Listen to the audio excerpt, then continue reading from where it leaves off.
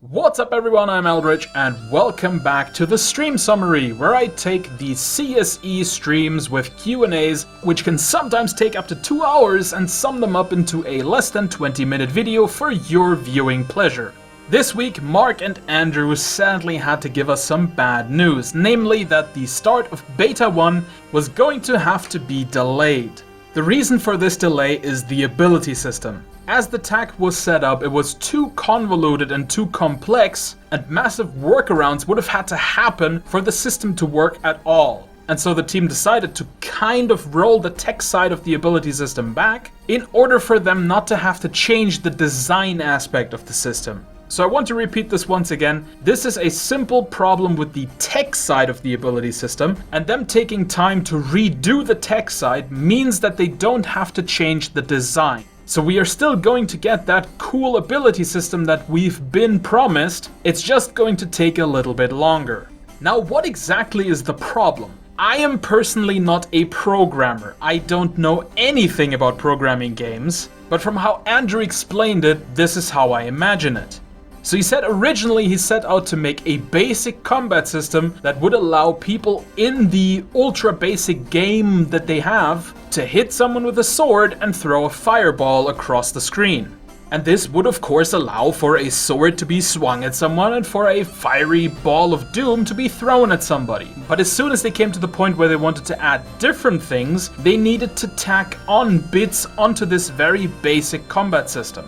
And so they did that, and to facilitate, for example, a sword thrust, they added the ability for weapons to thrust. And for a water spray, they added the element of water and added the ability for magic to be a spray effect. And that then made those abilities work. But the more abilities that they wanted to add, oh my god, the more convoluted and complex the system got. To the point where the complexity of the system would have caused a ton of bugs. And so the new system that they are working towards is a much simpler one, sort of like this, where the entire base system is already built around the idea of all these abilities, and then the abilities really just have to be added in, if you will. And what this means for us is that it's going to take a little bit longer for Beta 1 to start, but as soon as the ability system stands, it is going to be much easier in the future to add new abilities. Which will of course then have positive consequences in that additional classes that will be added during beta can be added more quickly because their abilities don't take weeks to work around and implement and iron out all their bugs.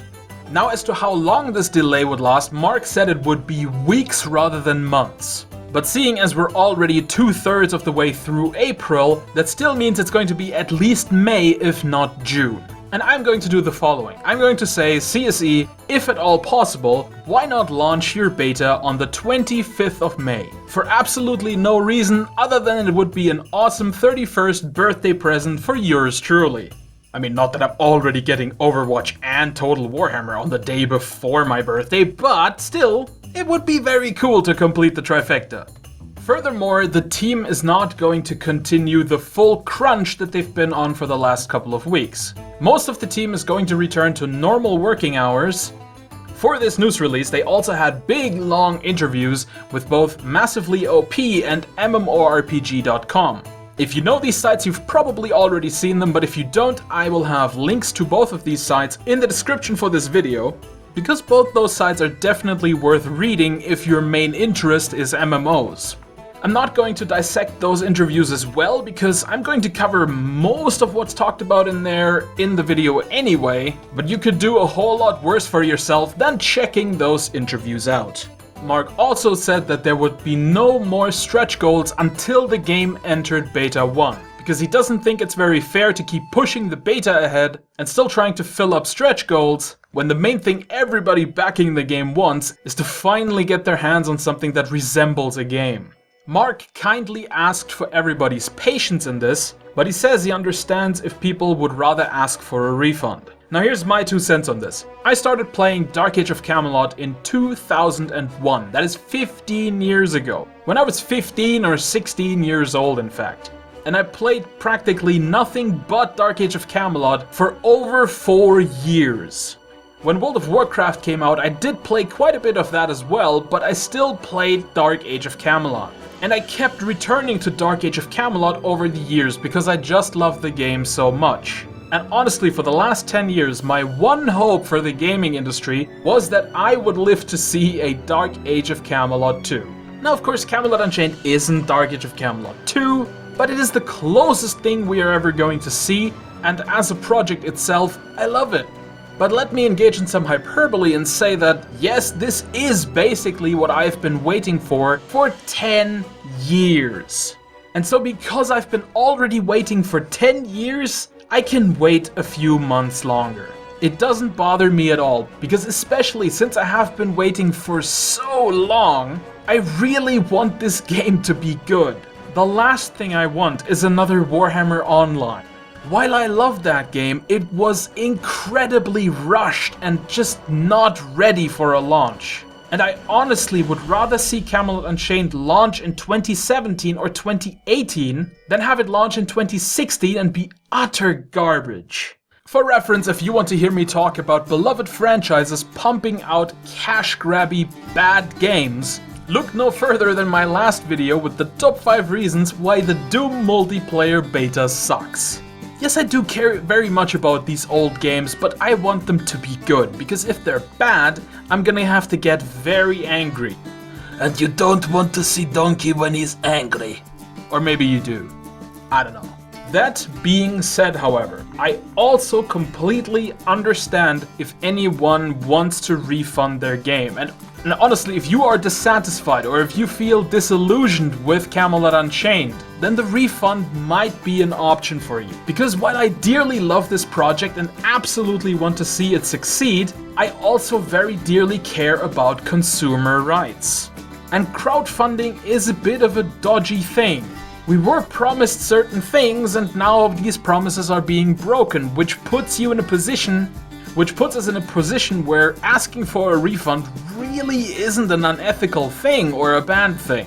Alright, and now let's get to the Q&A section, because once again we've had a bunch of really cool and interesting tidbits of information, and I am here to share them with you. The first thing is that despite this sounding incredibly counterintuitive, this delay of the beta should actually not delay the launch of the game. Because as I showed you in my horrible layman's graphic, reworking the system now is going to make the system easier to use in the future. Mark has also repeated that he's not actually saying that the game is going to launch in 2016. There were initial estimates, but it was never a promise that it was going to happen this year. And honestly, even before this delay, I didn't think it was going to happen this year because there's just so much on the game still to do. My personal estimate would be that we probably are going to have to wait till about this time next year. In some happier news, the hiring process for new programmers is apparently going really well. As a bit of a mea culpa, there will be special alpha events where beta 1 backers will have access to the alpha as well. I'm going to warn you though, I'm not allowed to give any specifics, but alpha is very rough. It can definitely be fun and you can get a cool idea and picture of what everything looks like, but don't expect too much because it's really not that much of a game yet. The rework of the ability system is also not affecting the collision system whatsoever. Apparently the collision system is coming along very well and, quote, works great. It was also confirmed that Friday night fights would be making their return. To explain this really quickly, Friday Night Fights is a thing where alpha testers and internal testers come together in the alpha version of the game to beat the living snot out of each other on a Friday night. It's actually kind of fun because for once you do have dozens or up to hundreds of people running around using really basic characters to do really basic things. But it can be fun nonetheless. And who knows, maybe you Beta 1 folks will actually get into one of those Friday Night Fights yourself. There are still some Beta 1 features that are being worked on apart from the ability system, but it is expected that all the promised Beta 1 features will be ready by the time the ability system is completed. It was also once again confirmed that Beta 2 backers will get access to Beta 1 at some point, simply because of how long the entire delay of Beta 1 has been now. Friend invites from pledge tiers will definitely be ready for Beta 1. I think this question had already been asked in a previous stream, but it's always good to get a confirmation. Now when it comes to the graphics engine and the new ability system, the future is of course never certain, but the team is as confident as can be that both of these systems are going to be as future-proof as possible. And Andrew did hint at the fact that they are working on implementing support in the graphics engine for VR technology. So that should be really exciting for any of you who are crazy about the VR stuff. Now the all-important question about money was raised. And Mark assured us that CSE's finances are just fine. They are well set for all of 2016 and even through 2017 they still have enough money to keep this ship going. So even if the game was to be delayed further into 2017, the team would still have enough money to finish it without having to run begging to a publisher. And I probably don't have to explain why this is a great thing for all of us. And if you're wondering, this is apparently also why their offices look like they had just moved in. The rather Spartan decoration of the offices is in fact planned, because as crazy as it sounds, stuff is expensive. And the more stuff you put in an office, the pricier that office is. On a personal note, I am glad that money is being handled so tightly at CSE. I have backed a couple of other Kickstarters where I didn't feel that that was the case. And I've crowdfunded a few video games that ended up going belly up because the money was horribly mismanaged. And so if CSE can avoid that by not spending a ton of money on furniture, or flying their employees all across the world, or frivolous marketing, then all the better. Some of the work on Camelot Unchained will be outsourced to other studios, such as animations. However, the plans for this have not yet been finalized, no studios have been chosen or anything like that.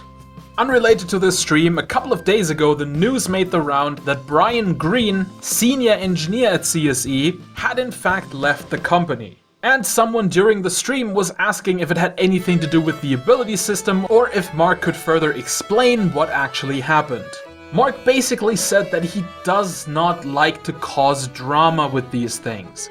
Sometimes people leave on their own accord, sometimes they are fired, and sometimes it's mutual. This just happens in business. Which of these applies to Brian in the end really doesn't matter. It doesn't change anything, and all it would create is a bunch of stupid drama in the industry. And I don't know about you, but I am so damn sick of gaming industry and YouTube drama. If I never have to hear a single piece of whingy drama from some corner of the gaming industry or YouTube ever again, it will still be too damn soon. Seriously, can we please just focus on making YouTube content again and making video games that we can play as gamers? I've really just had it with this recent trend of ridiculous drama. If you want all that drama, why don't you follow some stupid royalty family? Or talk about TV soap operas? So thank you both CSE and Brian Green for not turning this into a bunch of drama. And then we had a couple more tidbits on the game design side of things. Firstly, siege equipment might make it into Cube at some point. This would of course be to test your creations and see how well they hold up against siege engines, but whichever the case, it is definitely not included in short-term plans and will only happen at some point when much more important stuff has been handled. The team also plans to have rubble from damaged structures to be items in the game, which means that they could be used as catapult ammunition, or they could just be dropped from the walls and cause damage to the people standing below. This has the potential to be absolutely awesome, and it also has the potential to be really quite weird. Either way, I'm looking forward to the results. It was once again made clear that there will not be any digging into the ground. No sapping of keep walls and no digging of trenches in front of keeps or having trench warfare or anything weird like that. This is not because of a technical issue with the game, it's just not the game they want to make. The manipulation of fluids, such as to weaken a badly built structure with a bunch of raining on it, is not going to be in the game at launch. It's a really cool idea, but I'm guessing it's technically very complicated, and so it's not going to be a priority for the team. And finally, thanks to a little slip on Andrew's part, we know that we will soon learn about groups. They apparently did stuff on the group system only last week, and one of the things that Andrew mentioned are persistent warbands. Now, if that is the stand-in for guilds, or if that's groups that gain experience over time and then gain bonuses so that they work more closely and better together and get more synergy stuff, and oh my god, there's so many possibilities. But long-winded, pointless speculation is definitely not what I'm going to do in this video. And that also brings us to the end of this video. Thank you everyone for watching, I hope you got some good information, and please don't be too depressed over the beta having to be pushed back a couple of weeks. We'll all be able to have a look at the beta sooner rather than later, at least I hope so. My next video will be about armor in Camelot Unchained, but that will probably not happen this week anymore, it's probably gonna be next week.